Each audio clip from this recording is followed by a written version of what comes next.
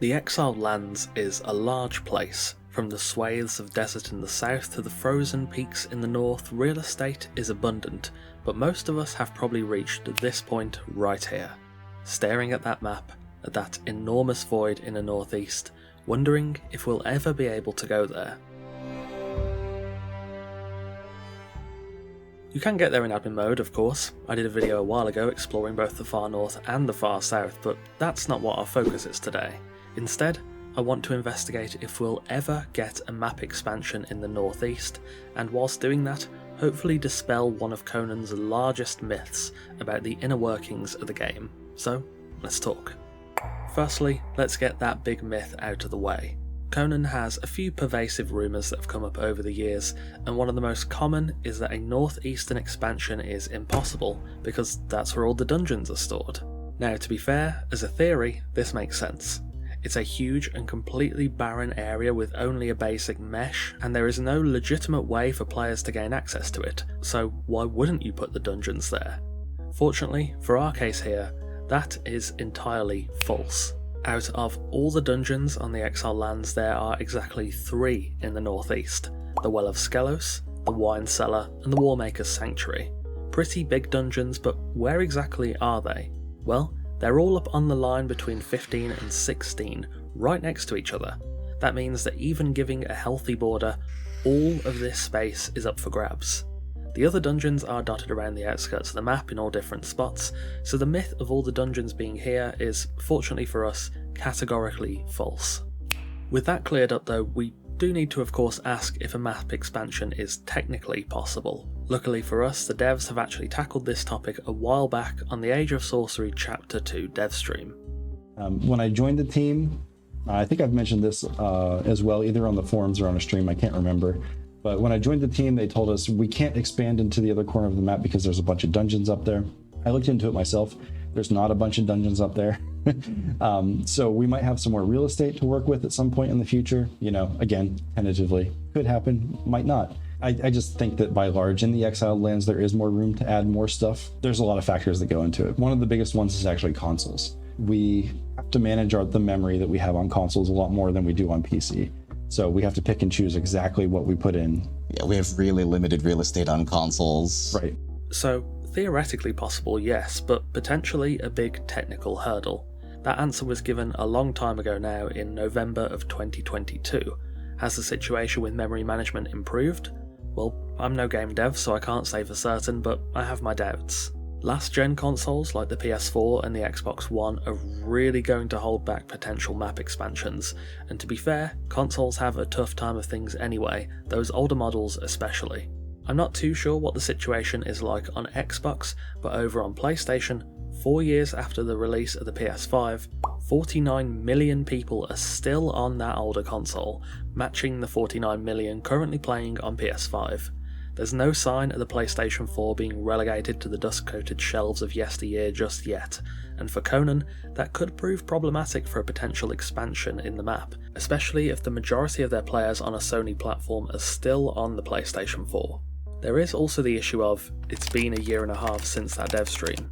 A lot of stuff has been added, a new dungeon, the Purge revamp, the PvE Siege, events and more, and that's without saying anything of all the Bazaar or Battle Pass assets. Each of those will doubtless eat up a varying degree of memory, and whilst I can't claim to understand much more than base level statements about memory management, I can't imagine all those new resources help. There is also the question of if PS5 and Xbox Series X can handle a map expansion. I'd like to think so, as they of course do have better hardware, but once again, I'm not too sure for certain. I think it's ultimately going to be, as the devs have said, a question of optimization. After the time we had with the Age of War, confidence for most will be fairly low in that aspect, unfortunately. Better times are possibly ahead with the dev team now having more time between updates and saving time on not doing the Battle Pass too, but as of right now, those potential gains are unproven. The first live server release under that new system will come this October. The launch of that update, and more likely the launch of the update afterwards, will really set the tone for bugs and optimization and how they've used that saved time. Without having a more intimate knowledge of memory management, game development and the like, as much as I would love to, all I can really say is that it's uncertain if a map expansion is possible on the technical side of things. With the right optimization and design, it might be, but the changes made to the update cadence and the battle pass will need to be a significant improvement to the state of the game as opposed to the Age of War, otherwise a potential map expansion could be built on a foundation of very loose sand, or just may never happen. There is also the factor of a map expansion being a big undertaking. We know that dungeons are expensive and take a long time to make. Dennis confirmed that in the same Sorcery Chapter 2 stream, so I can only imagine that a lot more time and money goes into creating a whole new area with points of interest, outposts, resources, etc, but that's just how game dev is, you can't really do too much about that. Finally, let's say for argument's sake that enough optimization is done to the point that a map expansion can happen. What would it even be? Well, hopefully not more jungle, to be honest, but seeing as the northern jungle is ringed by mountains, it could quite easily end up a hill or mountain land, or possibly a steppes biome. I've always thought the highlands was a bit too small, so a spiritual extension could work to maintain the same lush themes whilst having a different style. Story-wise, well, I actually do have an idea that could tie nicely into the Age of Heroes.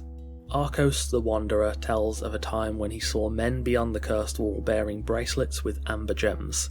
This has been a mystery in the game for a long time and feels like a story thread waiting to be pulled on. If they did expand the map, well, I think they should pull that thread.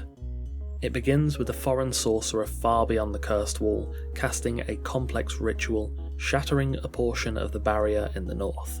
These foreign folk are the same men wearing the amber bracelets and come to beg help from the exiles to be free of their shackles. Their bracelets have been created by some familiar serpentine antagonists who have used its magic to experiment on the foreign folk. This could tie quite nicely into The Seven Geshes, a story by Clark Ashton Smith, one of the big three authors of Weird Tales alongside Howard and Lovecraft, and a member of the Lovecraft Circle with both authors, alongside others. In that story, Serpentmen run experiments on other beings with a strange technology that isn't really explained. It was recommended to me by Grimdark Half-Off when I was trying to look into the amber bracelets before, and though there isn't a definitive link there, it could work as a story device for this new biome. Anyway, the foreign folk come to the exiles for help, opening up this new land for them to settle, so long as they help them defeat the Serpentmen and stop the experiments. This opens up not only the new section of the map, but also gives a clear story goal and through line, deals with the Amber Bracelet mystery, and links with the literary works of an important author within the Lovecraft Circle, which I think fits the game's themes rather nicely. If memory serves, I do believe Clark Ashton Smith has been referenced elsewhere in the game too.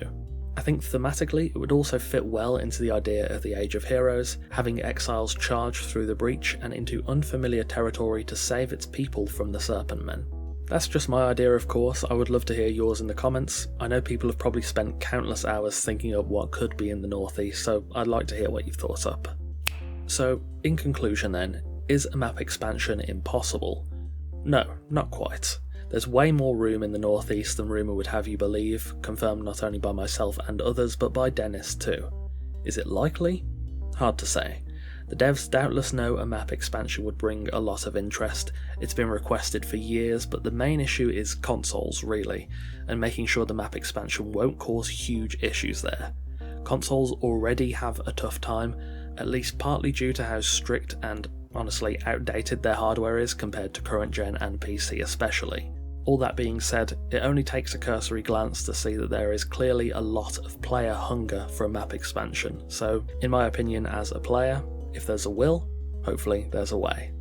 Thank you for watching, and of course a massive thanks to our wonderful esteemed coffee cultists for continuing to support the channel over on Patreon. If you want to get videos early, consider joining all those lovely folks over on Patreon, link is in the description. Again, thanks for watching, take care, and I'll see you soon.